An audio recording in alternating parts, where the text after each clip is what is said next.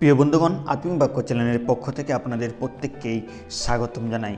প্রিয় বন্ধুরা, প্রভু আমাদের কাছ থেকে যেটা চায় সেটা হচ্ছে আমাদের জীবনের পবিত্রতা। আর একজন বিশ্বাসীর যেটা প্রয়োজন রয়েছে, ঈশ্বরের যেটা পছন্দ করে, আর সেটা হচ্ছে আমাদের জীবনের পবিত্রতা। কেননা ঈশ্বরের বাক্যতেও তিনি আমাদেরকে শিক্ষা দিয়েছেন যে পবিত্রতায় যেন আমরা জীবনযাপন করি। বাইবেল পদ লেবীয় ব্যবস্থা তার 11 অধ্যায় যদি আমরা 45 পদের যদি শেষ অংশ পড়ি, আর সেখানে আমরা দেখতে পাই, অতএব তোমরা পবিত্র হইবে কারণ আমি পবিত্র। কেননা প্রিয়রা, আমাদের যে ঈশ্বর, আমাদের যে মহান মুক্তিদাতা, আমাদের যে নির্মাতা, তিনি হচ্ছেন পবিত্র। আর তাই আমাদেরও প্রয়োজন রয়েছে যেন আমরাও পবিত্র হই, আর যেন আমরা পবিত্রতায় জীবনযাপন করি। বন্ধুগণ, আজকের আমাদের যে বিষয় হবে সেটা হবে যে যেন আমরা পবিত্রতায় জীবনযাপন করি। আর এটা কিভাবে সম্ভব পবিত্রতায় জীবনযাপন করা, আর সেই বিষয়গুলিকে আজকে আমরা দেখব। প্রথম যে বিষয় দেখব সেটা হচ্ছে পবিত্রতার আহ্বান। পবিত্রতা শুধুমাত্র বহিঃক আচরণের পরিবর্তন নয়, বরং এটি হৃদয়ের একটি অবস্থা।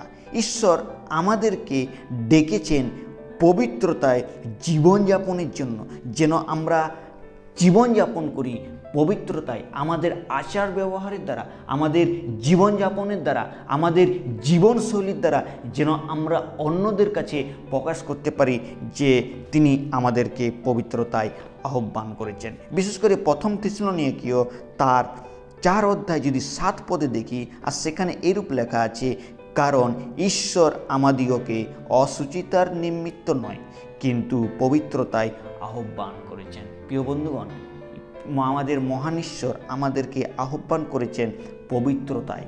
আমাদের অসুচিতার নয়, কিন্তু অসুচিতার জন্য নয়, কিন্তু পবিত্রতার জন্য তিনি আমাদেরকে আহ্বান করেছেন। দ্বিতীয় বিষয় দেখতে পাই যে পবিত্র জীবনযাপন কিভাবে সম্ভব।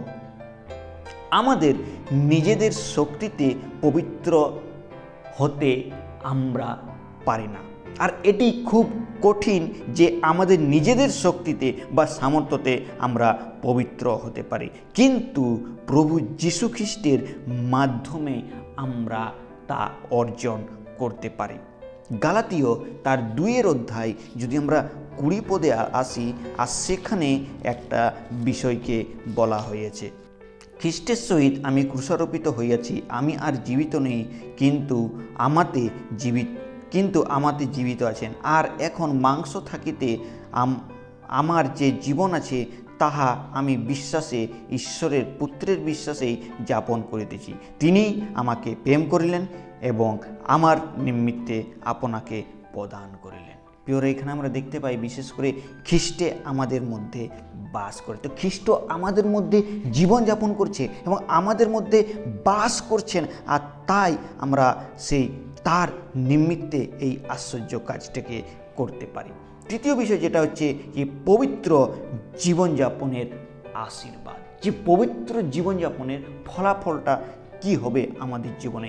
আমরা যারা পবিত্র জীবনযাপনের চেষ্টা করছি বা আমরা পবিত্রতায় জীবনযাপনের জন্য নিজেদেরকে প্রস্তুত করি, তারা ঈশ্বরের আশীর্বাদকে লাভ করেন এবং তারা ঈশ্বরের যে প্রেম, যা আশীর্বাদ, সেটাকে তারা উপলব্ধি করতে পারে।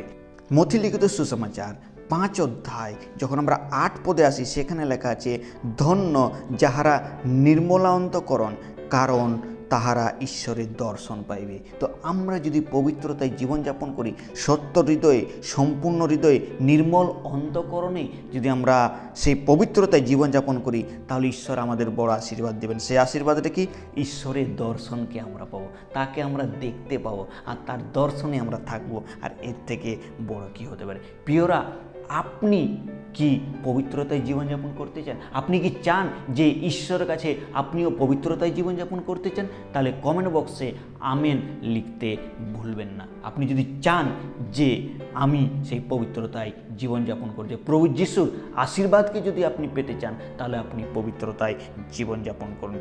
পবিত্র জীবনযাপন করা কেবল একটি আদেশ নয় প্রিয় বন্ধুরা, এটি ঈশ্বরের সাথে একটা ঘনিষ্ঠ সম্পর্ক যা আমাদের প্রত্যেক বিশ্বাসীর প্রয়োজন রয়েছে। তাই আসুন আমরা আমাদের জীবনে সেই ঈশ্বরকে পবিত্রতার দ্বারা উৎসর্গ করি। আমাদের পবিত্রতা, আমাদের জীবনযাপন, আচার ব্যবহার, আমাদের যে ভগ্নচিহ্ন হৃদয়ের বলি, সেটা যেন আমরা পবিত্রতায় তার কাছে নিয়ে আসি। আর তাহলে তিনি আমাদের জীবনে আশীর্বাদকে করবেন আর আমাদের সেই জীবনে সেই এক আনন্দকে দেবেন। তা আসুন এই ছোট্ট চিন্তাধারা দ্বারা ঈশ্বর আপনাদের প্রত্যেককে আশীর্বাদ করুন আর আমরা যেন পবিত্রতায় জীবনযাপন করি। ঈশ্বরের নাম মহিমান্বিত হোক। আপনাদের প্রত্যেককেই জয় যিশু।